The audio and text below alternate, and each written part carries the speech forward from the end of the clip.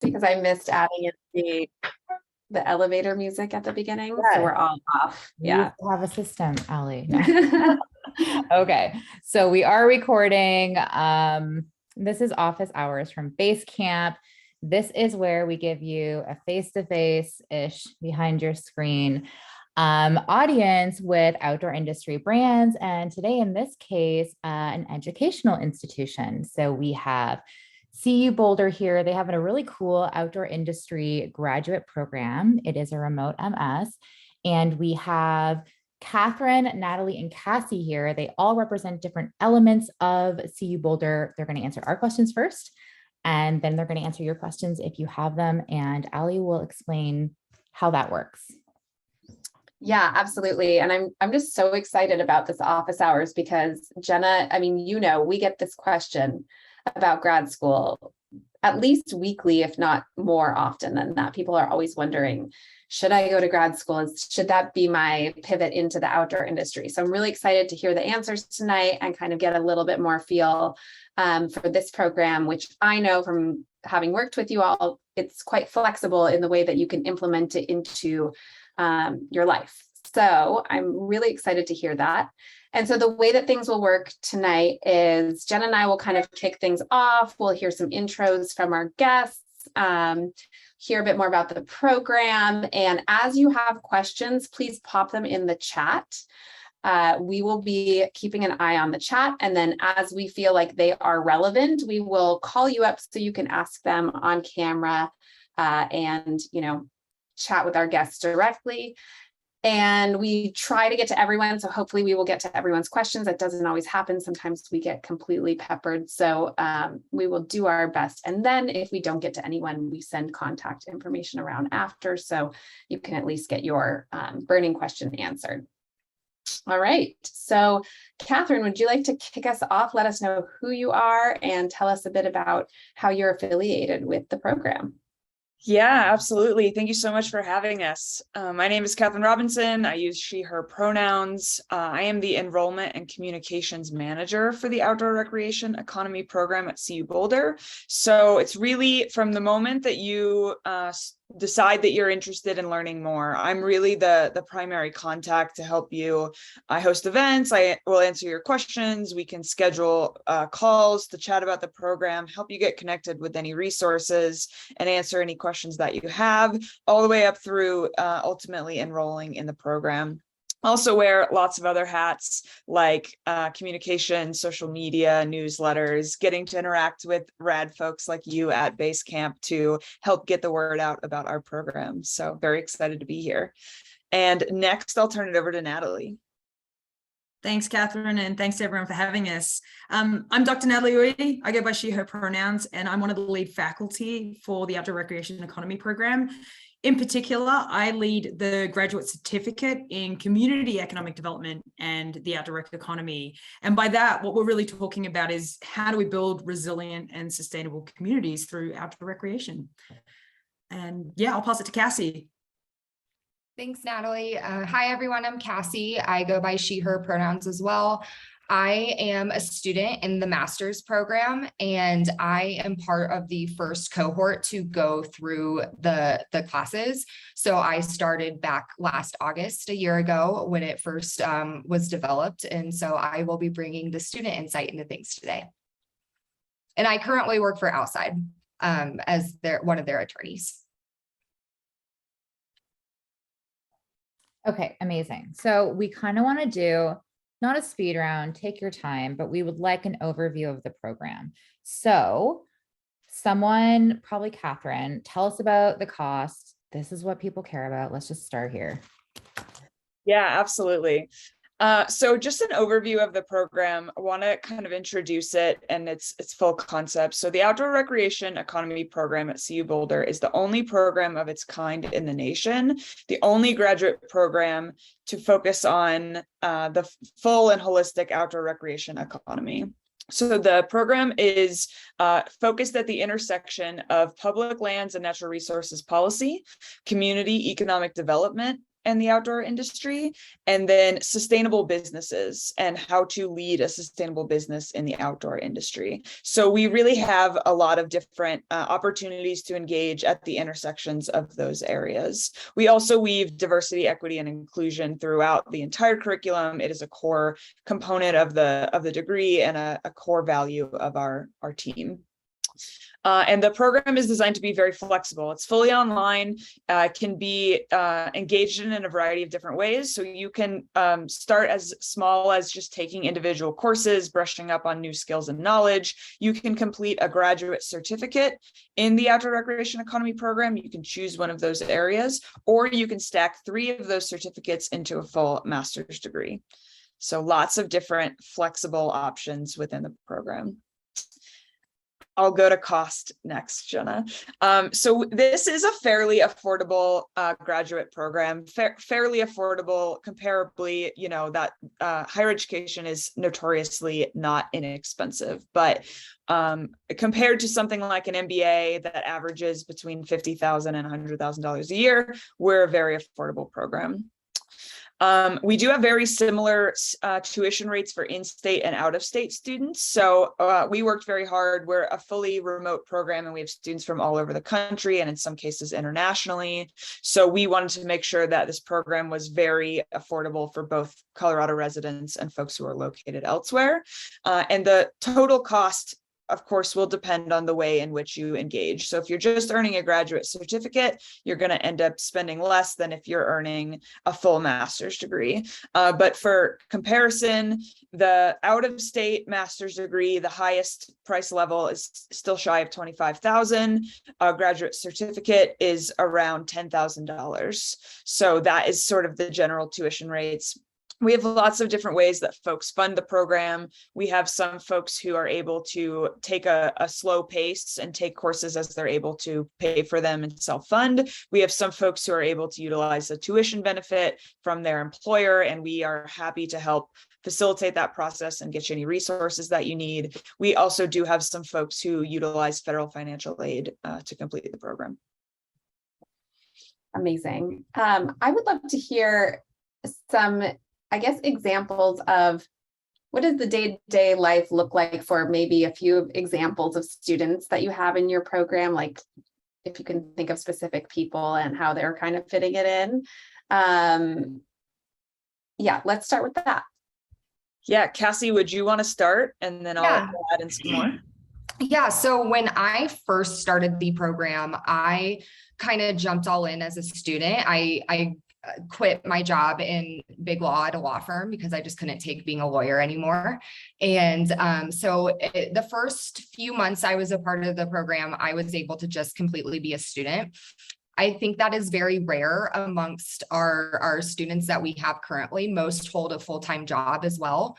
So since January, I've been working at Outside, and I work my normal job from 8 to 6, and it varies each day what hours I'm actually working. And then in the evenings is when I fit my schoolwork in. And it's because it's asynchronous, it's flexible. I can do it whenever I want to. If I want to do it on my lunch break, if I know I'm going camping over the weekend and won't have access to Wi-Fi, I just fit more of the coursework in during the work days or the weekdays.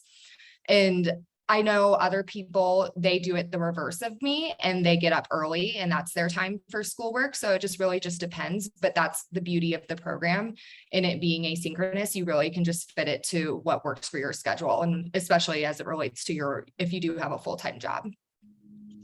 Yeah, kind of echoing what Cassie said, almost everyone in the program, I'd say everyone in the program works in some capacity. The majority work full-time, not all of them in kind of a traditional Monday through Friday, 9 to 5. Lots of folks are guiding or ski instructing or what have you, but certainly most of our students are working and are fitting their coursework around their schedules and around their lives.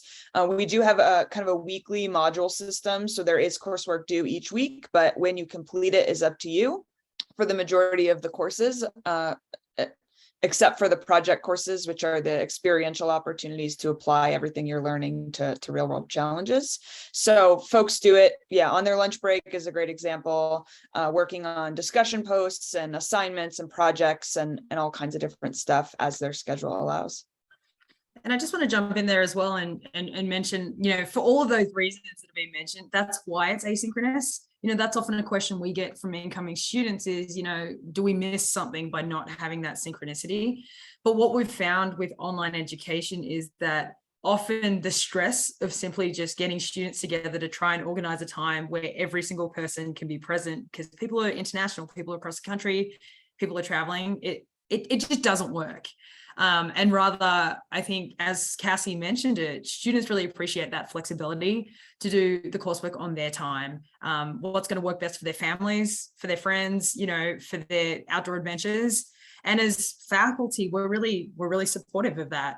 We have families as well. We're trying to balance a lot of different things too. And it's not uncommon to get an email from a student that sort of says, look, I've had a crazy week at work. I've got a sick kid, this is just not going to get done today. And we're like, that's cool. We get it. Let's work with a different schedule and kind of go from there. That's great. Is there group projects then? I actually have a master's degree and a couple certificates from CU. So I am familiar with the system, and the group projects were not my favorite part of grad school. I'll say that. Yeah, I think for a lot of reasons, right? Just trying to get people aligned, trying to bring different people together from different areas and interest areas. The only group projects that we have for the project courses that Catherine mentioned towards the end of her spiel there, where at the end of every certificate, there's a project course that culminates all of the skills and knowledge that you've learned throughout and applies it to a real world kind of project. And so those are typically done in pairs.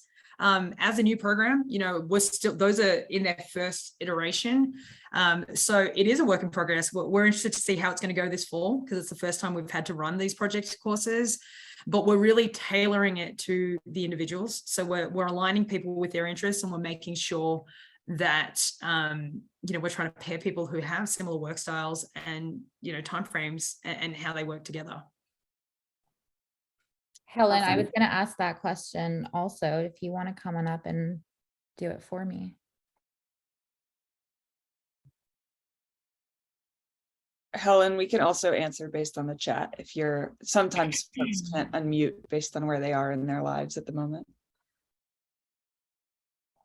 All right, I'm going to jump in, Helen. It's a great question. So the pace with which you complete the program is also completely flexible, just like the ways in which you can engage. And so some folks complete the master's degree in as quickly as 1.5 to 2 years. Some folks can stretch it out over 4 years. So how much time you spend per week is really based on how many courses you're taking.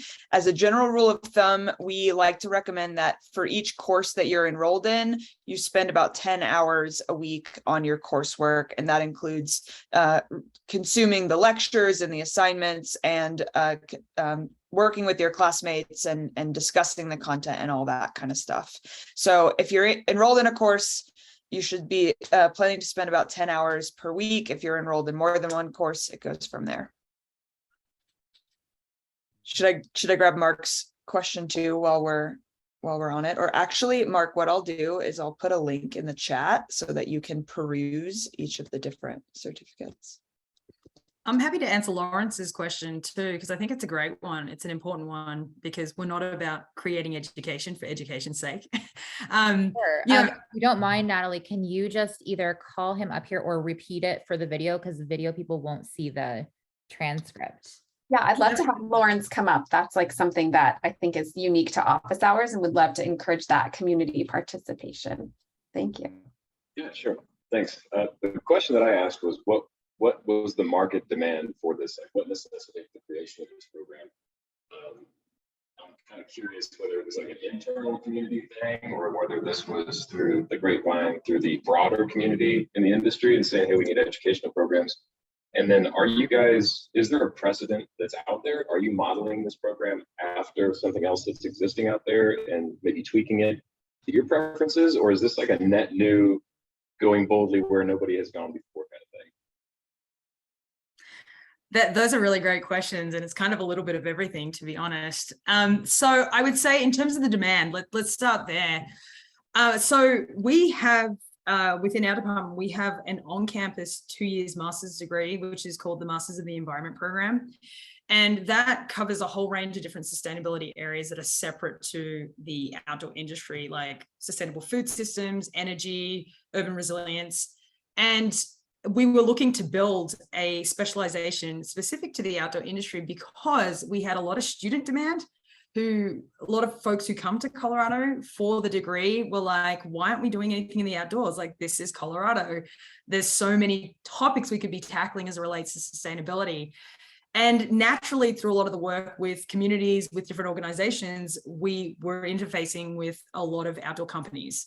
And so it was a mixture of student demand as well as stakeholder industry demand of saying, hey, we don't have a lot of graduate programs within this space. The ones that we do tend to be very sort of MBA focused, but not necessarily sort of grounded in sustainability. And so we did a lot of stakeholder engagement. We have an advisory board. We reached out to a whole range of different folks across the spectrum of the economy to get their feedback of, in a perfect world, what do you think is important? What are the core tenets of the outdoor rec economy, and what's going to, make our students successful? So that's really the genesis of it. In terms of the model, there are definitely models out there for best practice for online learning. So I think we definitely have,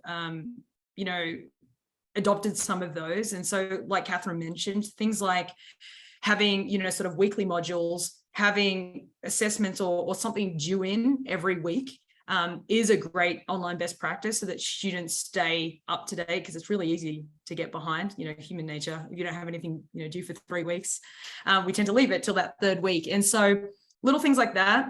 But in terms of the customizable and flexible options, this is pretty unique. I haven't seen many other graduate programs, not only in the outdoor recreation and tourism space, but just more broadly, that have these stackable certificates. And I honestly think it's such a great model when we talk about accessibility and making it easier for people to engage in higher education without, from day one, having to commit to an entire master's degree.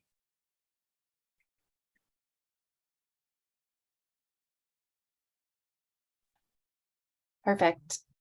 I would love to know, this is just a fun question, which classes are most popular? That will give us a sense of the program as well. We need to see some of the fabric there. Definitely, I can take this one. So I think, as Cassie mentioned, a lot of our students are really coming from other industries and other careers. And so what we're finding is a lot of our courses in the introductory certificate, so that's the Introduction to the Outdoor Economy certificate, are really popular because, to some degree, it helps bring students up to speed about what's happening in the industry. What are some of the key trends that they should be looking out for? What are some challenges and opportunities? And, what is the outdoor rec economy more broadly? What do we mean by that? And so that, I think, is sort of that first bucket. I would say there's also a lot of interest in the leading a sustainable business certificate because it is pretty versatile. Like business skills are beneficial to anyone, regardless of whether you're working as an entrepreneur, whether you're working in a government organization or a nonprofit. And so it's pretty flexible in terms of the content it provides, whether it's strategic leadership, business fundamentals, or even how to launch a new outdoor company. And then I would say a lot of our sustainability courses are very popular across the different certificates. And so, for example, there's a circular economy course within that sustainable business certificate that's getting a lot of attention, that really looks at outdoor gear and apparel companies and, sustainable supply chain management. And then there's also a sustainable practices course within that intro certificate that really provides that foundational understanding of what sustainability in the outdoor industry looks like. What are some best practices from destinations? When we talk about things like policy and advocacy, what are some best examples? What about, sustainability certification and what that means for different organizations? And so, yeah, I would say those are probably the key areas. I didn't know about all of those. Those are really cool. That is a wide breadth of program that is more applicable. I actually was like, Ali and I should maybe do some of those. Awesome. That's exactly what I was thinking. That's hilarious. Mark, do you want to ask your question then and see if you can maybe fill in any holes about if you understand sort of the scope, and we can go over the rest. You can get a little FaceTime.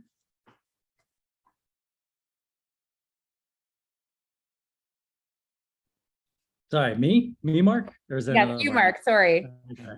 I think she posted a link in response to that. So I Okay. haven't clicked on that link to look at it yet, but I was just kind of curious about, if the degree is a collection of, you got to check a couple boxes, like how many options are there? How many boxes are there to check?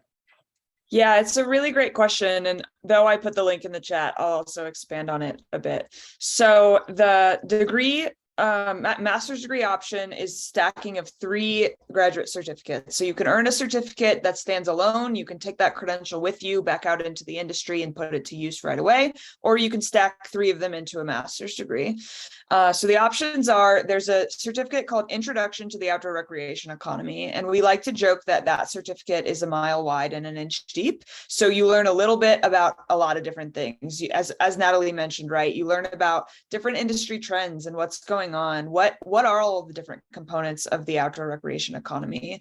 You also start to get a sense of the certificates that will follow, and you learn about career opportunities in the industry. And so there are some folks who come in who know exactly what they want to do. In some cases, they're already doing it and they're just brushing up and adding skills. Some folks are like, I know that I'm so passionate about this industry and this is where I want to have my impact in my career, but I don't know exactly what that looks like yet. So the introduction certificate is a great way to explore that and get to know sort of what the options are. Then we have public lands and natural resources policy, which is an exploration of all of the different governing bodies and laws that influence the way we manage our public lands, all the way from the National Park Service and the U.S. Forest Service, all the way down to state and local parks that you walk to in your neighborhood. And then also how to influence that policy from an advocacy perspective as well. We have community economic development, which Natalie is our resident expert and has done a great job of talking about, but that is the use of outdoor recreation to build just and resilient communities. And then the Leading a Sustainable Business certificate is the next one, really explores the intersection between sustainability, outdoor brands, and your own leadership abilities. And then as you'll see on that page, there's a 5th certificate, which is still in development, and we have some very exciting announcements coming in this area. But our next certificate to launch will be the Diversity, Equity, Inclusion in the Outdoor Industry certificate, which we are very excited about. Ooh, fabulous. You are such a good spokesperson, Catherine, as well for your program. Thank you. Cassie, can you tell us what your favorite course is, if you've had one yet? Yeah, so mine, my certificates I'm doing, as part of the master's, you have to do the intro certificate as one of the 3. So I'm doing that one. I'm doing Leading a Sustainable Business. And then my 3rd is Natural Resource Policy and Public Lands Policy. And definitely my favorite class I have had to date was the Intro to Public Lands Policy. I'm an attorney, obviously, so advocacy is a skill set that I have and I like to use. And I just, I come from a technology transactions background, which is absolutely nothing related to the outdoor industry. And so learning about how to use my advocacy skills in a way that does good for the environment and protects the lands in which I recreate and I love, that was exactly what I was looking for in this transition. And what was really cool about it, and she has unfortunately since left, but the teacher that taught it while I was able to take the class is Indigenous herself. So she brought traditional ecological knowledge into each of the classes, which was just a really cool perspective and really eye-opening to hear from someone with her background. She was an attorney as well.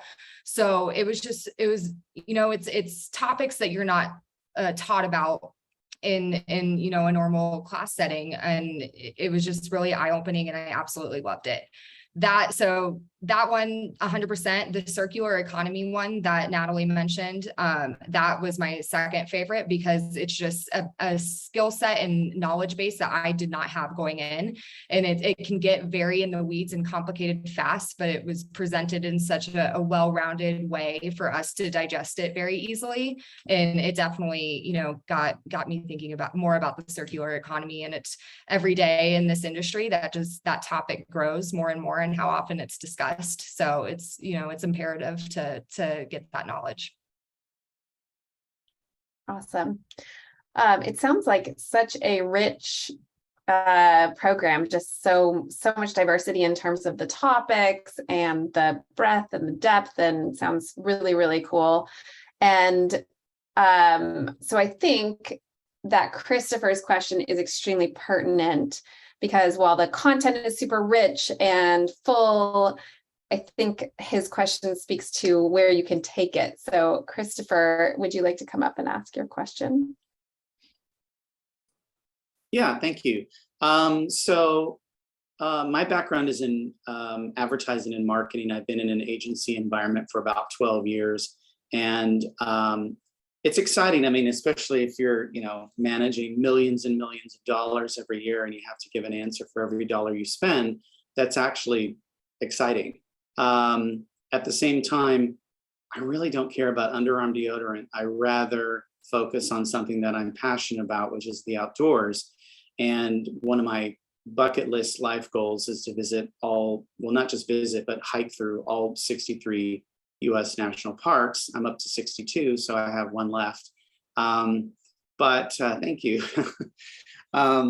So anyway, my question is, how would this, because this is really interesting to me, and I'm always about education. So how would this help me in terms of furthering my, and I know I'm asking specifically about me, so sorry about that, but about, maybe this will help others who are in marketing. Like, how would that help me sort of land a position with a company that focuses on the outdoors versus someone, because obviously, I know this is a long question, but your background is important, but obviously knowledge of the outdoor environment is key too. So just wanted to know if, like, oh yeah, we had someone who comes from this background and this course, either a certificate or the master's degree, actually helped them land kind of a dream position.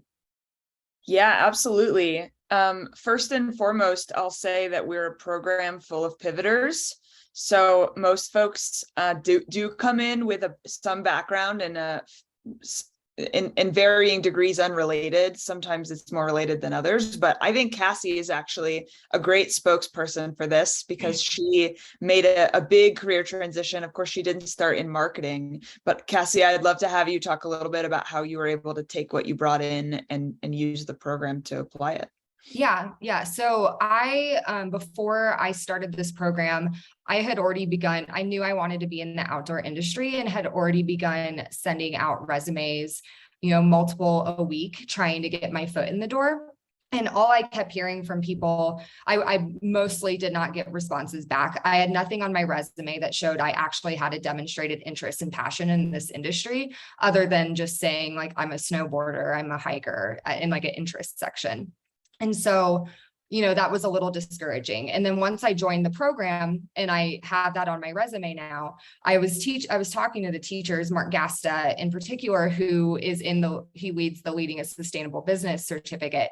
He was like, this is a really hard industry to break into. People hire from within, they hire from people they know. It's all networking, and it can be hard to get your foot in the door. So don't get discouraged, but get in whatever way that you can. And so that's why I ultimately, I was like, okay, I'm going to go back to my legal background, get into a position in a company that I want to be in, and then show them the value that I have from this program. And that's exactly what ended up happening. So while I'm in a legal position, my background did get me into the door.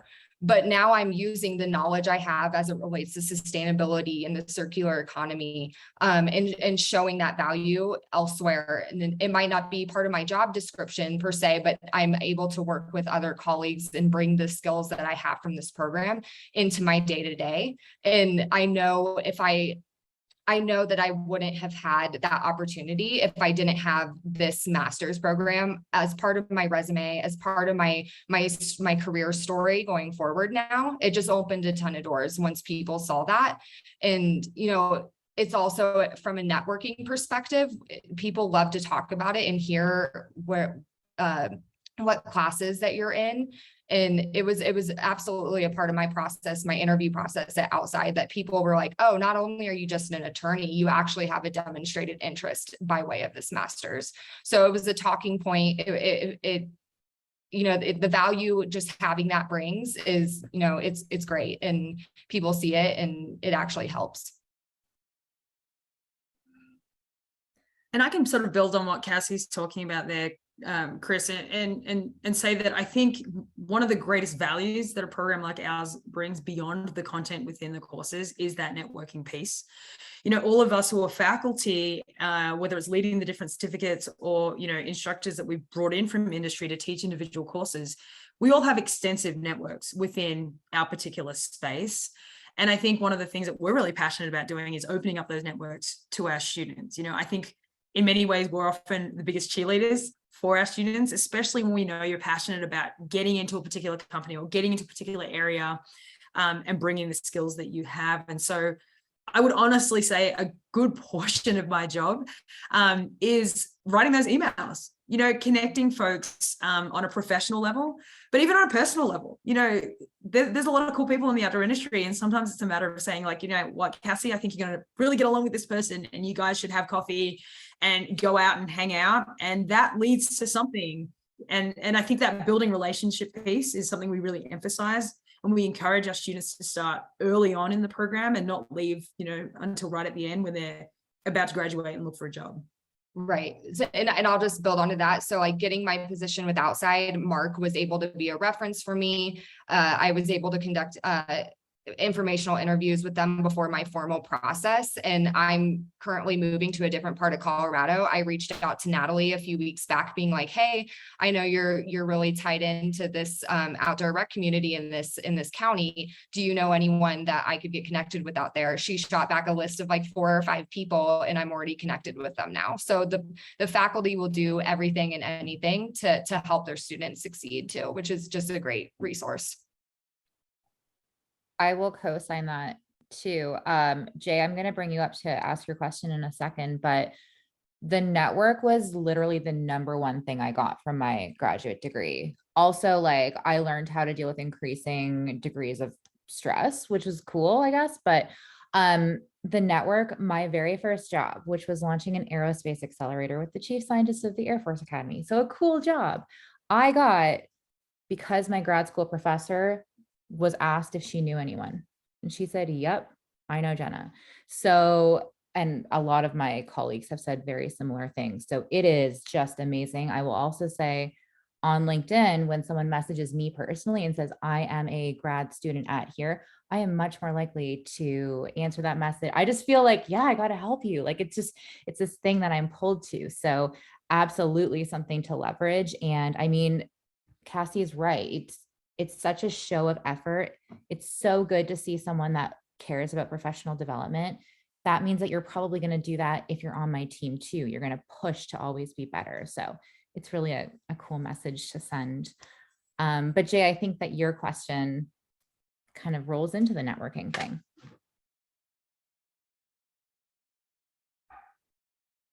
Darn, I gave so much time to try not to be awkward. So Jay's question, and if you're still here, Jay, pop up, but if not, that's okay. Jay's question is like, do you work with any specific brands? Do you have formal relationships? How do you choose who students might get to chat with during the program? Yeah, so we do work with a lot of different companies, a lot of different, communities, nonprofits in various capacities. And so, one example is because it is an asynchronous program, we want to make sure that we're bringing a lot of diverse perspectives into the classroom. It's not just the instructor and what the instructor thinks and their experience. And so we do a lot of recorded guest lectures or interviews, and they're often more like conversations with folks in the industry. And so that's one way we bring in a lot of different brands. And so, if I use the example of, the sustainability and the circular economy classes, we've got folks from VF, we've got folks from Patagonia who are talking, relevant to their areas and where they have experience. Same with communities, whether it's elected officials, whether it's, nonprofit groups that are working on community initiatives on the ground, or whether it's, tourism businesses and startups. We try and bring as many different people from industry into that classroom. And you're not always going to agree with everything they say or the experience they've had. It's not going to necessarily replicate what you did, but that's the point, right? Everyone has a different background and a different path, and we want to make sure that we show as many of those different ways as possible. We also, in our projects, we also partner with different organizations. And so, often I get a lot of inquiries from different companies to actually say like, hey, do you have students who would be willing to work on this particular project right now? Or when you do, give us a tap on the shoulder.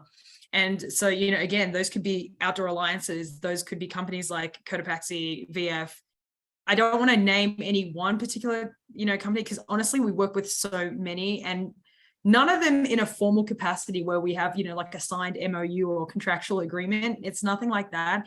It really depends on our students. So, one example is we have a student right now who works for a large athletic brand in sustainability and is wanting to sort of pivot more into the outdoor side. And so, for one of her business projects, I'm connecting her with a sustainable tour operation company, and we're trying to get a project together there. And so we really try and tailor it to the individual. And I'll be honest in that we do have a lot of contacts across a lot of these I guess, more popular and well-known brands. Almost each module I have been a part of in each class will have an informational interview section with someone related to what that module is covering, whether it's from a brand or a nonprofit or a government institution. That's awesome. Yeah, I did a certificate course. It's not, it wasn't outdoor industry specific. It was publishing specific and sort of media specific. But, it was with 100 other students. And over the years, those 100 other students go out and they get jobs in the publishing world. And soon you have quite a wide spread network of folks working at different companies as well. So it doesn't only serve you in terms of who you meet, who the program brings in, but later as well, it can serve you for quite a long time. So cool. My question, actually, you alluded earlier to the fact that some people couldn't get work done because they had kids that they needed to tend to and other things. So I'd love to know actually just a little bit more about who are some of your students? What are some of those profiles? You mentioned parents. Do you have military, for instance, in the courses? People who haven't worked yet, people who aren't mid-career. Would love to hear a bit more about that. Yeah, I'll get started, and then I'd also love to have Cassie share a little bit about some of her classmates as well. But yeah, certainly we are a program that is designed for folks that are seeking flexibility, right? We're a flexibility first program. And so there are three main categories of folks that come into the program.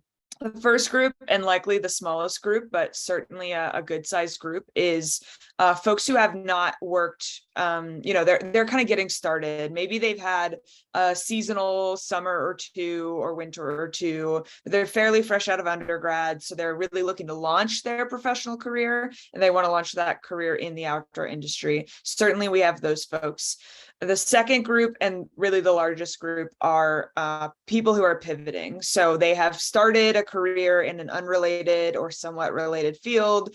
We've got an attorney right here on the call, lots of folks in marketing, we have someone joining the program in the fall who's from the FBI and is like, maybe I won't be the FBI anymore. Just amazing. Some of the most incredible pivots you've ever heard, people who have done all kinds of amazing things and then really, decided it was time to align what they are doing with their passion for the outdoor industry. And they're using this degree program or certificate programs to help them bridge the gap. And then finally, we do also have folks who are mid-career or later career, have really impressive experience in the outdoor industry already and are looking to maybe pivot their role. They've been working on the policy side and they want to work more in the community resilience space. So they're sort of pivoting what they're doing within the industry. And those folks are in the program as well. But definitely across the board, lots of folks have full-time jobs, families, very passionate about outdoor hobbies that are time consuming and are the way that they spend their time that brings them joy. And so they're looking for a program that can fit into their life. We do say that for folks who want to really put their life on hold and go all in, they want like the most intense cohort-based graduate school experience. This program may or may not be the best fit for those folks if they really want to not have a full-time job and just do grad school for a couple years. We do also have a cohort-based in-person program in Boulder that is a kind of an in-person mirror to our online outdoor recreation economy program. But our program is really more centered around those folks who are seeking flexibility. Parents, we have military, we have folks who are joining from all different walks of life, different time zones, overseas, you name it. Yeah, not much more to add there, Catherine. You hit it well. I have a quick question based off that. Do you mind touching a little upon the in-person cohort you just mentioned? Yeah, absolutely. Natalie, do you want to take that one? Yeah, so, as I mentioned previously, we have an on-campus Masters of the Environment program. So the acronym for that is MENV. And that's about 6 cohorts in. And that's actually one of the largest professional programs that CU Boulder offers. It's actually bigger than their MBA program. So it really speaks to just how popular and how important this sustainability, graduate education space really is. As I mentioned, there are different focus areas. The one that Catherine talked to that sort of mirrors what we're doing here in the outdoor rec economy is called sustainability in the outdoor industry. And I'm actually the specialization lead for that particular sort of track.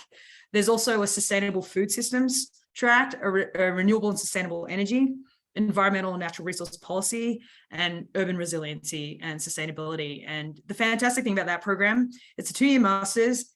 What's really strong about it is the intersection that exists across all of those different areas. And we really do a great job in allowing students to focus in on that core specialization, but take a range of electives from elsewhere to really build out and again, customize it to their particular needs. I think the flagship of that is they do a 1-year capstone project. So we're talking about project partners. We do some huge projects with some really big names. So, we've done projects with Protect Our Winters. We've done it with the State Outdoor Recreation Office in Colorado. We've done it with Rocky Mountain National Park, the US Forest Service. We've got one this year that's helping, with the sort of fund distribution with the Great American Outdoors Act. So, there's some really big names, really big companies that we work with for those large capstone projects. And it is on campus, it is cohort based. So yeah, just a different experience for a different group of students. And I will say a lot more of those students tend to be younger, and they do tend to be, only one, sort of like 2 or 3 years, I'd say, out of undergrad, compared to the students we have in this online program, which are typically a little bit older and have more established careers. Thank you. Corey, we do have space for your question, and I would also love to know about accessibility. Did you say my name? I thought I heard you say my name. I did say Corey, yes. Okay. So I guess a little bit of context about me. I am getting my bachelor's in recreation management and leadership. And I am in my last quarter of it, and I'm going in therapeutic recreation and community. And something that's really important to me is accessibility. So I was curious if you guys could tell me about how much you guys cover it in your guys' program, and like what do you do? Like I know my program tries to work with a lot of different nonprofits in our area to try and get some experience and stuff like that. So I know you mentioned people talk, but I feel like getting a little bit of hands-on experience, even though it's a remote program, can be useful, but I thought I would ask. So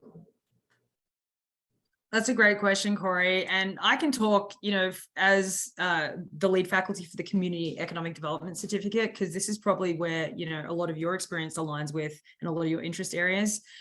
As you mentioned, we have great relationships with a number of different nonprofits that are working in terms of improving access and equity to the outdoors. So, for example, Trust for Public Land is one, that I think of, and they've done some guest lectures for us. But when I talk about that project piece at the end of the certificate, that's really where a lot of that sort of hands-on experience you're talking about within the formal coursework would occur, where, with our students, if we know that a particular student has interest in an area, we can help that student really network and engage with an organization that's going to speak to those interest areas and partner and come up with a project for that student. And so I hope that answers your question on that front. And then in terms of an online education, I think it's important to also mention, that there are pretty strict ADA rules. And we do our best to really follow best online practice to make coursework as accessible as possible to as many people as possible. So whether it's closed captioning, whether it's the fonts we use, the way we structure and chunk our organization into really our content into bite-sized pieces. So you don't have, these, 2-hour lectures that you have to sit through. We break these down into sort of more bite-sized pieces so that folks can work their way through them in an easier fashion. So yeah, just things like that as well. awesome. I really appreciate that, because a lot of the work that I currently do is in ADEI and working in higher education. And there's been a lot of pushback since people have been trying to roll back things from the pandemic for removing remote options. So I'm glad to hear that you guys are still trying to make things accessible. So awesome, thank you. That's answers my question. I would love to have Thomas come up and ask your question, because I think this is an extremely useful one. Great, thank you so much. Yeah, so super straightforward question is, as far as applications go, what looks good on an application? What are you looking for from students? It sounds like you have students from all different backgrounds, and so I'm sure you hear a lot of different things, but yeah, what do you guys like to see on application, and maybe what don't you like to see on applications? Yeah, absolutely. This is a great question, and one that I'm pleased to speak to. First and foremost, just as really a theme on our admissions process, we have an admissions process that's designed to increase access to outdoor careers and not gatekeep them. So there are some institutions that really pride themselves on having the most exclusive, the Ivy Leagues, really want to have the most exclusive. You have to be the top of the top of the top to try to go here. We instead are focusing on building a program where if you want to come be enthusiastic about working in the outdoor industry and having this impact in this area that we love, then we want to find a place for you. And our industry partners echo that all the way throughout. They're saying we don't want the student with the highest GRE score. We want the student with the most enthusiasm and the most passion about, really harnessing the power of this industry and creating something great. And so our admissions process follows that same style. Our admissions officers will be looking to find reasons that you're a good fit for the program and not find reasons to exclude you as a general rule. The application process does not require any standardized test scores like GRE or GMAT, so that's not an important component. Instead, the admissions committee looks for strong academic experience and strong professional experience, and then most importantly, a personal statement that helps you tie those things, your previous experience, to what it is you'd like to do. So the admissions committee wants to see that you're a good fit for the program and that the program is a good fit for you. Being able to demonstrate why you're passionate about this area and what your vision is for your future career in the outdoor industry is probably the number one most important component that will set you apart in the application process. But certainly if you have, for example, we have folks who had, struggled in their undergrad because they, had conflicts. Maybe they were starting a family, or they didn't have a passion yet that really helped them to excel in undergrad. Maybe you've got a lower GPA, but then you have some amazing experience. Admissions committee loves to see that you, have the capacity to grow into this program. So definitely a process that's focused on helping to build equity and access to these careers. Thank you so much. Yeah, that answers perfectly. Appreciate it. Absolutely. I want to clarify, for sure you need an undergraduate degree to do the grad program, but also the certificates. Okay. That's absolutely correct. Yeah. So as a graduate program, you do need an undergraduate degree in order to earn a credential from this program. But if you're interested in, you want the knowledge and the skills, and it's less about the credential, we have opportunities for folks with faculty approval to engage in the coursework, even if you didn't get a bachelor's degree. But in order to earn that certificate or earn that master's degree, yes, a bachelor's degree is required. Okay, that makes sense. And then are there any bachelor's degrees that you might recommend that are really great precedents to a degree like this? I know most would work and the passion's important, but perhaps someone's looking for a cool path. This is a really great question. Certainly there are fields that you could say lend themselves most easily, outdoor recreation and leadership type bachelor's degrees, sustainability type bachelor's degrees. But certainly we have folks from a huge variety of backgrounds, everything from business and environmental science to things like theater and music bachelor's degrees. We're a pivoters program, and so we certainly would not use the major of your undergraduate degree as a reason for you not to join us. Although if you haven't gotten a bachelor's degree yet and you're looking for the one that's best aligned, likely an environmental science, environmental studies, outdoor recreation based program would be your route. And just to build on that, I think, we designed our program to reflect the industry as well. I think the outdoor industry is a great example of people who come from a whole wide range of backgrounds. Some of it related, some of it completely not, but it doesn't and shouldn't dictate, where you can go from there.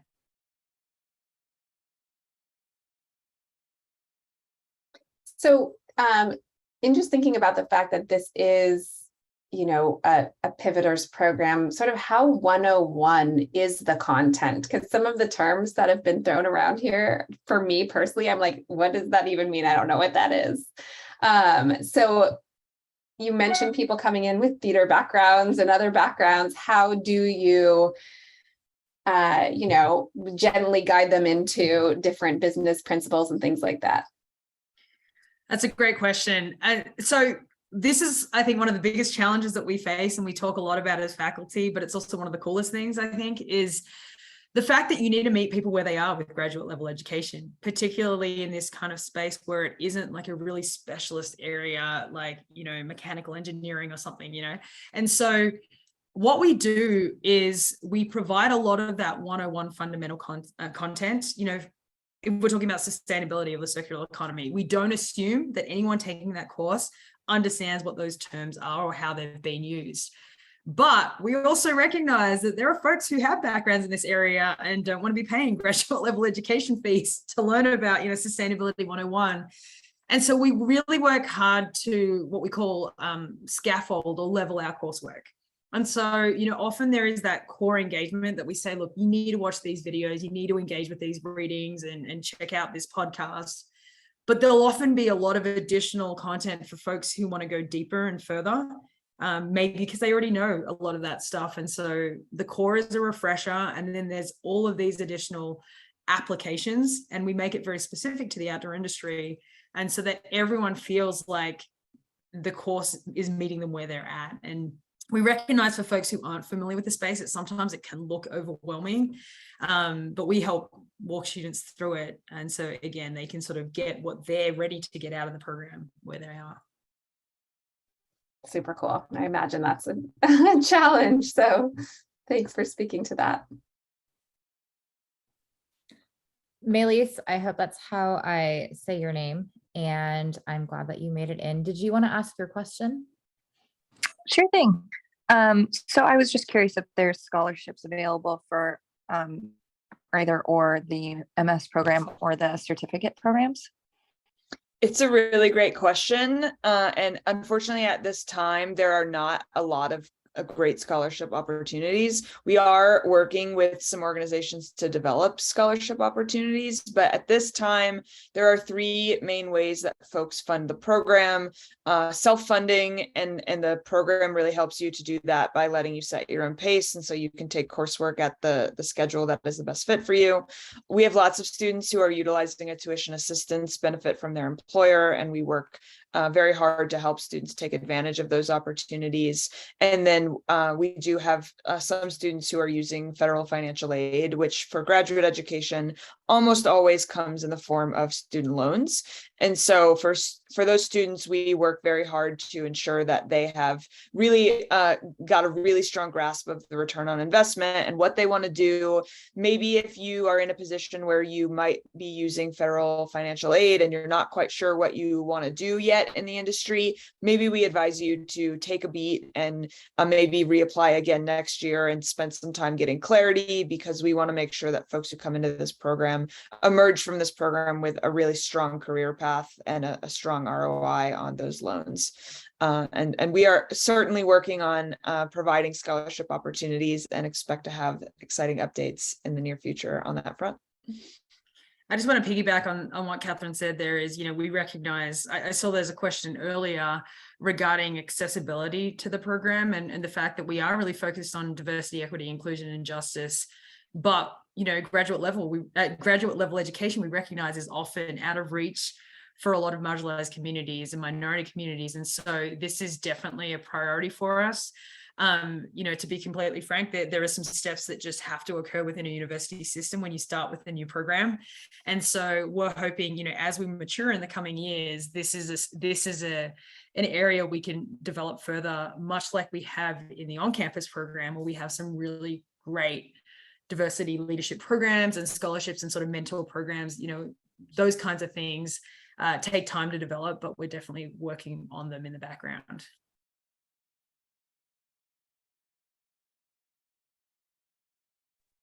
Can you talk a bit about size? And I'm thinking class size, as well as sort of the size of the number of people who you end up networking with within the program, not just within any one class.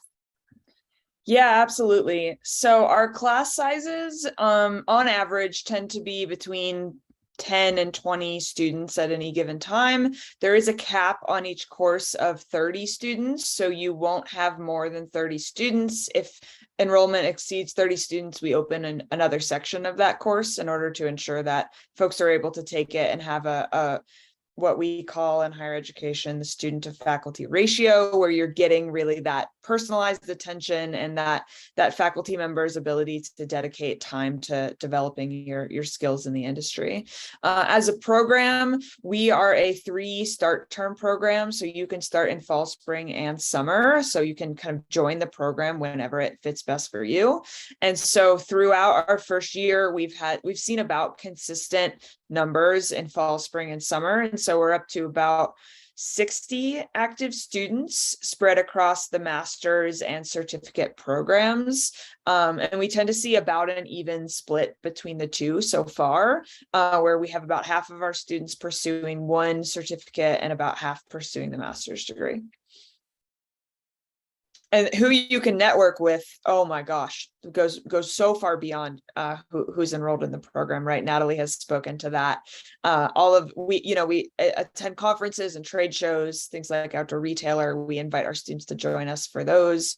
We have so many guest lectures and so many opportunities for you to say, hey, that piece of course content was so fascinating to me and so aligned with what I want to do. How can I go deeper? And the answer is, there's so many ways that you can go deeper and network with folks who are working in that field. So size of the program and size of your network are in some small ways correlated, but in other ways, it's really unlimited options. At Winter OR, I just remember seeing Joel like enthusiastically introducing students to everyone at OR. To me, I met a bunch of your students. It was great. He was super into it. And yeah, that would be a really fun place to visit. Cassie, I would love to know if your experience, like the career you had your eyes set on, if that shifted as you've gone through the program and maybe understood how deep it goes? Yeah. So what I really thought I would, focus on was the natural resource public lands policy, just because of my background from an advocacy perspective. But once I, started hearing more so from brands and hearing those guest lectures and seeing the sustainability piece and impact piece that businesses can have, because I just didn't want to be working for a for-profit company and feel like I'm back in the grind.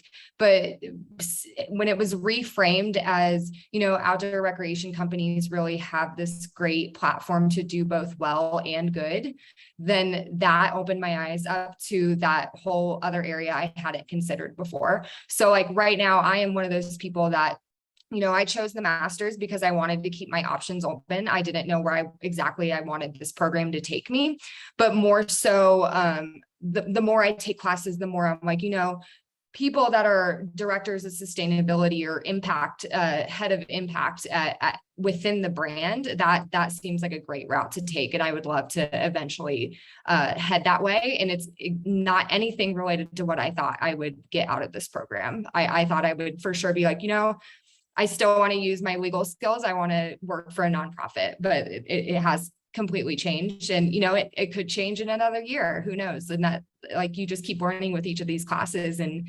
the outdoor recreation space, there's so many job titles that, coming from such a traditional career background as like the law, I was an attorney and I look up jobs and I look for attorney or I look for counsel. And one of the things that I found it was, disorienting when I was like looking for jobs for the first time in the outdoor industry, it was, I don't even know what to be searching right now because there's just so many different ways you can take it, but it's great. And, you don't have to get stuck or pigeonholed in one area.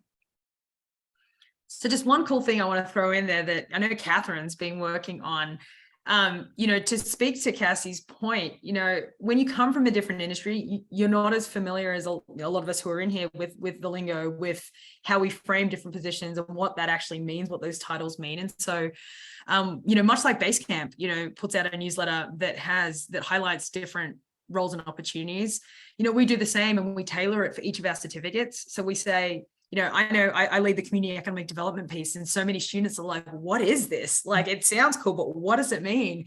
And what are the jobs that I can get? And so these jobs are organized like early, mid, and executive sort of level positions. And here is how it relates to this kind of, certificate. So students who take a certificate can go, oh, wow, these are the jobs that I could end up doing upon graduation. Or sooner, because folks in the program are getting very exciting new full-time roles long before graduation. And how do people manage that, Catherine? Like, can they keep the workload that they have once they have a full-time job, or do they push it out? What have you seen? I'm going to kick that straight to Cassie. So I was completely full-time as a student. The semesters are divided up into 2 semi sessions of 7 weeks. So I was taking 2 courses per semi-session, which was very doable when I had nothing else going on. I got my job at Outside the beginning of January while I was in the midst of a session that I was taking 2 courses in. It was rough.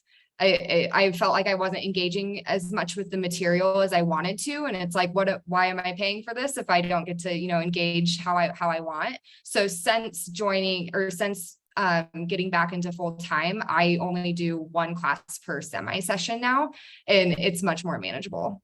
And I think from talking to my, my colleagues in the classes, that's what the majority of them do if they are full time. Do y'all have any, or do you have this planned, like just a January rapid course, or, these like in between sessions, those really quick courses? It's a good question. So each session, when you're taking a course, it's a 7-week course. And so there's 2 in fall, spring, and summer each. And so it really is quite a quick, it's a very fast-paced program. And we do have lots of students who have kind of like a seasonal lifestyle, like, oh, I'm in the ski industry. The last semester of fall and the first semester of winter are going to be really tough for me, but I can avoid those and still progress in the program by taking courses in the following terms. And so I think because we have that 7-week structure, we kind of have that built-in flexibility to say, it's an accelerated course already, right? You're taking 2 credits in 7 weeks. And so it is fairly intense. And then if you have life obligations or passion obligations that have you taking a term or a semester off, that's fine as well, so that you're able to fit that around your schedule. Also, we have talked as a program, we're still in, a relatively sort of early phase. We've talked about, what does education and continuous education, professional development look like for the outdoor industry? And, this is a conversation we've been having with our stakeholders too, in terms of, do we run some of these 2-week workshops, and tailor that to different organizations? Like, is that a way we can partner and help companies address the very specific needs that they may have? And so these are discussions that we're having. They would typically be non-credit bearing, and that's a whole nother world, for a university to step into. But yes, I would say these conversations are happening. What it's going to look like moving down the future is going to depend on what the industry is asking for. I like Kevin's question because it's pretty specific. Kevin, are you able to hop in and ask your question?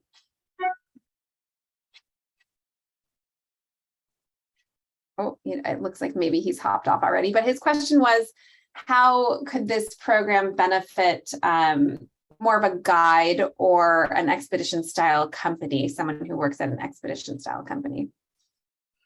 So we've got a couple of students who are in this space, which is of no surprise given it's a big part of the outdoor recreation economy.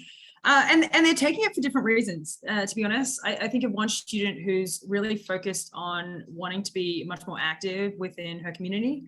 And so looking for ways that she can connect the work that she does with the local nonprofits and sort of build her particular activity into much more of a community presence. I can think of another student who's looking to move into more of educational programming as it relates to guiding.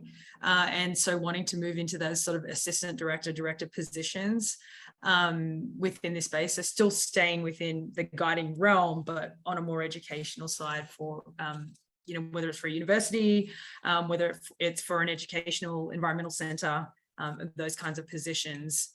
We've also got folks who are thinking about starting their own business or branching out on their own as a guide, right? Maybe there's an opportunity. Did everyone lose? Okay. Oh, sorry. We lost you for a second, but you're back. Sorry. But yeah, the sustainable business certificate, it can be really helpful for folks there, because there is a very specific course that looks at, what are all the business fundamentals I need to know if I'm looking to start my own enterprise within this outdoor space. And a lot of those business examples they give there relate very much to guiding styles of businesses. Yeah, I was going to say that same thing. We have students who are interested in working as a guide, or like Natalie said, starting their own businesses. I think I heard maybe someone earlier here today talk about therapeutic recreation. That's definitely an interest. We have a student in the program who has a goal and a vision for a business that gets LGBTQ plus youth into the outdoors in a therapeutic recreation way. And so they're using the program as a way to really learn both the business fundamentals and the guiding principles that they'll need in order to be successful in that endeavor. So definitely there are folks who are not only in the brand or hard goods or gear side, but also in the recreational services and delivery side that are leveraging this program. Are there any, Natalie, you mentioned like all of the many titles in the outdoor industry. Allie and I see a new one every week, I'm convinced, where we're both like, that's a new job. And then we consider it because it's so cool and it's so vast. So like, do any stand out where you're just like, oh my gosh, that person got that, they're doing that now. That's amazing. Are you talking about existing students that have gone on into different roles, or just some cool positions that we're seeing? Either one. I think people would, it's just cool to hear about them. Look, I often talk to the area that I focus in. I think one of the cool things for me that I love to point out to students when these positions arise is that there's always the assumption that if you focus on community development and building communities, you have to work for a nonprofit or you have to work for a government department. But we're starting to see so many cool outdoor companies recognize the importance of community engagement. And so we're seeing these really cool community engagement positions that go beyond just managing a foundation to, actively engaging with local communities, identifying projects that they can help support. And that's something I'm always really excited to point out to students, because many of them just are unaware that, the private industry within the outdoor space is really tapped into that. And, coming from a background in the ski industry, it's huge, right? Ski resorts know just how important it is to have good community relations, and it makes complete sense for them to invest in often quite well-paying positions within this space. In terms of students going out and doing cool things, we're still pretty early on. I mean, Cassie's a great example. We have another student who came from a healthcare logistics management background and also managed to score a position outside, but from a digital communications and media sort of perspective. So that was a really cool pivot that I was honestly very impressed by the efforts of that individual. Like, he worked pretty hard to do that. But a lot of our students already have really, I think, inspirational roles. We've got a lot of students who are working closely with communities, again, in my space, that are really already working to uplift these communities. I think of one student who contracts with some federal agencies, but she works on the ground with different youth organizations and environmental organizations to increase access to the outdoors, which to me is just so fantastic. And, she wants to continue in that kind of vein of work. She just wants to do it better. And that's her reason for taking the program. Ooh, strengthening your consulting game is such a good reason to take this program. I just realized that. Wow. Okay. Well, that's a path. Anyone, Catherine or Cassie, do you have like some just titles that stand out?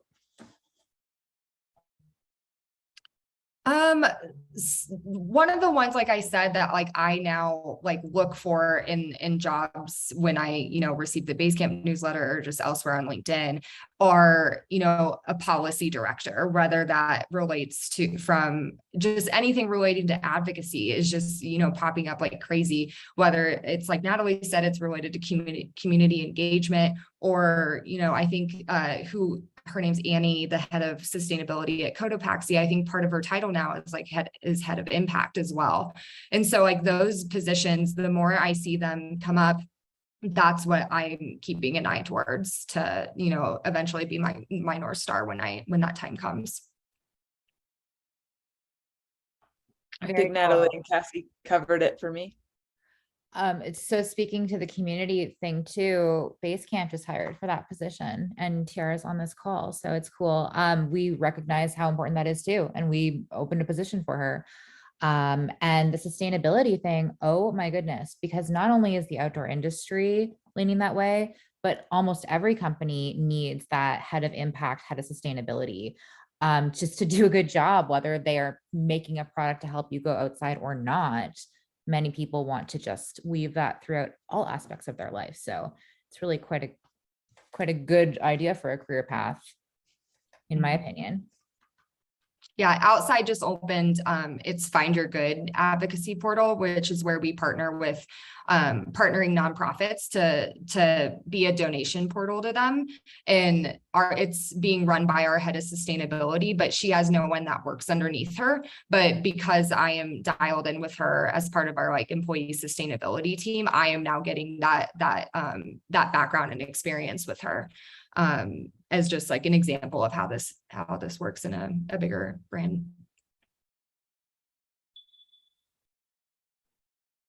Awesome. Are there any skills that folks pick up through the program that maybe aren't, directly related to the content, like anything that maybe soft skills they might speak about in an interview or something along those lines? I was saying before about coping with ridiculous levels of stress, and I really hope that's not what they take away from our programs. So Cassie, you speak honestly there, but I would quickly say, obviously any kind of graduate level program that's professional based where you have to balance working and just life in general and spending time outside, that time management and organizational piece. I like to think as well that the content we provide and the diversity of perspectives that we bring into the classroom leaves our students much more open-minded when they complete courses in the program, because that really is a core focus of ours, is increasing as many diverse perspectives as possible. Because not a lot of people just haven't been exposed to different ways of doing things and aren't aware of different challenges and barriers that exist. We focus a lot on that networking piece, as we've talked about. So I think a lot of the faculty provide guidance to different students. And, as Cassie has mentioned, each student naturally gravitates to the faculty that either is in that particular area of expertise or even personality-wise that they just jive with the best. And that's completely cool. I talk with students who aren't even in my course, but from a personality perspective, they're much more comfortable, coming to me for advice. But we spend a lot of time helping them with that networking, how to present yourself professionally, how to apply for jobs or internships, how to reach out to different stakeholders and then build and maintain those relationships over time. That's not formal coursework stuff. That's just that sort of day-to-day advising piece, as well as being thoughtful about your career. Cassie mentioned Mark, he has a great HR background. He used to be the head of sustainability and HR at Vail Resorts, and he provides a lot of great career development and planning advice to our students that's really thoughtful and honestly that I could have benefited from 20 years ago. Okay, so we just got two really good questions. Elise and Cliff, I think we have time to get to both of you. Elise, if you want to come on up and ask your question. Sure, thanks. So I currently work with volunteers in the volunteer management kind of realm of nonprofits, and I'm looking to see, how a program like this might kind of help ascend me along that ladder of things. So I'm just curious if you've had any students coming from very specifically the volunteer management kind of side of the nonprofit world. We definitely have students who come from a very similar background, working with nonprofits in a range of different sort of roles, because as you know, a lot of nonprofits, you wear lots of different hats. I think the community economic development certificate speaks, pretty directly to that, as well as policy, if that's the focus of your particular nonprofit. But, within that community economic development certificate, we look a lot at what are the strategies that different communities utilize to build prosperity, to increase quality of life and access to the outdoors. We look at the different tools and skill sets that are going to be really useful. So when it comes to community planning, strategic development, visioning, and I think a lot of that is very applicable to the nonprofit world, whether it's for your organization or whether it's for the cause that you're focused on. And so I see a lot of students in my classes, that's the direction they're really looking to head. And then, the final course in that certificate is all about building community capacity, which, speaks very closely to that. So a lot of that knowledge can be brought in at an organizational level, but more broadly at a community level of, how do you engage and sustain volunteers over time, in succession planning, how do you maintain energy and, build a great civic support system within a community, because as we know, volunteers are often the backbone of a lot of great what's happening on the ground and keeping a lot of communities afloat. So I hope that speaks to your question there. Yeah, absolutely. Thank you. Yeah, it sounds very relevant, actually. Cliff, do you want to come on up and close us out?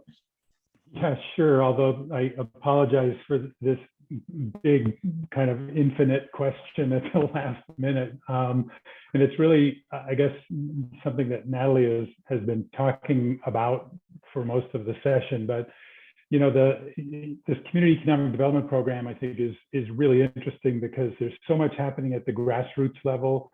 We talk about private corporations, we talk about, national, state governments and, large NGOs and so forth. But at the grassroots, on the ground community level, there are incredible challenges and opportunities, popping up every day that relate to the outdoor recreation economy. And I've listed some of them there. I thought of another one about, new businesses, startups, jobs, and so forth. And, Natalie is sort of really tapped into this in a really powerful way for this program. And I just wonder if she could talk, in the last, 1 minute about this huge topic and how this program sort of ties into it. No, thanks for asking that question, Cliff. And in full disclosure, Cliff is a part of our program and he's one of the instructors for the tools course, and he has a very extensive background in economic development. But I think Cliff touches on a really good point that I haven't yet mentioned is when we talk about building communities that are sustainable and resilient, there's a lot of challenges that outdoor recreation-based communities face. And we're not just, tourism is the thing that comes to mind. And especially for us being in Colorado, we look at a lot of the really popular mountain resort tourism destinations. We look at the challenges they face in terms of affordable housing, in terms of transportation and congestion, in terms of even just the transitory nature of these communities and what it means to be a part of these communities. Climate change is becoming a much broader, issue as well that goes beyond just tourism. But looking at urban and suburban communities, when we talk about building playgrounds, what does it mean when, the average temperature is rising? What does it mean when we're building trails? How do we make sure that, communities are using outdoor recreation in a way that helps to build climate resiliency, whether we're talking about flooding and stormwater drainage, whether we're talking about carbon sequestration, like there's so many different levels here that we touch on. And I think that's the really cool thing about outdoor recreation, right? It ties into transportation. It ties into health and mental well-being. It ties into infrastructure development. It ties into public lands, which obviously we rely on for much of our outdoor recreation. So that policy piece, that tying public lands to communities so that these communities can get the economic benefits as well that come with a lot of visitation. There are so many, little things that we could go into for hours, but we do touch on a lot of these challenges because it's important to. And I think especially for a lot of communities are really early on in that process of considering outdoor recreation as an economic development or community development tool. There are so many good sort of lessons learned out there that we can bring to the table to make sure that, certain mistakes aren't made again, and that there's really thoughtful, proactive planning that occurs, which hasn't always, unfortunately, been the case with community development.